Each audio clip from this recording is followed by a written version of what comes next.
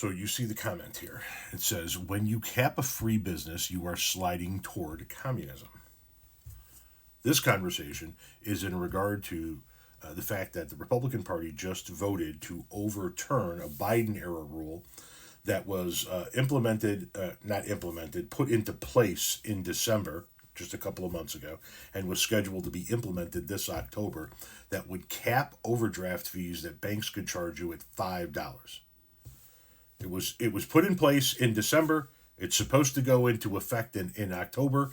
As of October 2025, your bank should not be allowed to charge you more than $5 for an overdraft fee. Republicans reversed that. They voted to reverse that.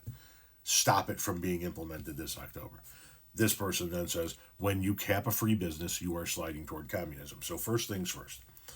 The fact that this gentleman doesn't understand what communism is and is easily scared by right-wing propaganda means that banks should be able to continue to fuck you over when you need them the most. When you have the least amount of money, they should be able to charge you more and more and more and more for not having money. That's this person's position, quite literally.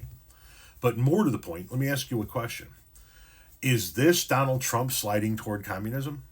Kind of ridiculous. I would rather be, a hero to working class people and have them be able to come attend my shows and give them a fair ticket price. I can't control that right now, so hopefully this is a step to really be able to make that happen. I know a lot of artists and a lot of fans who love concerts and music are going to be very appreciative.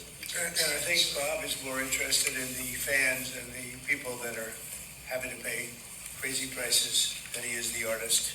Maybe the artist a little bit, but the fans a lot. I've spoken to him over the years about it, and it's been, it bothers him. It bothers a lot of other artists.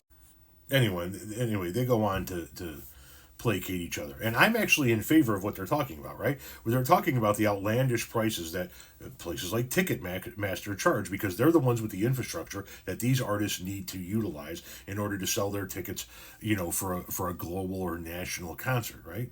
Ticketmaster's the one that has that infrastructure. And so Ticketmaster charges what Ticketmaster wants. It's a free company. But as you so eloquently pointed out, when you cap a free business, you are sliding toward communism. So there's Kid Rock complaining that a free company that he utilizes in order to sell his tickets charges fees that he can't cap. And so he's in the White House asking Daddy Trump to do it for him.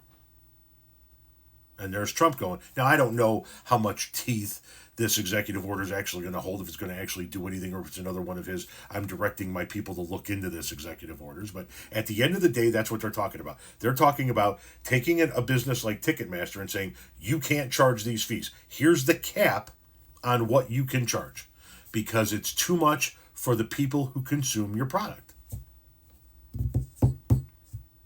I guess Trump is sliding towards communism, huh?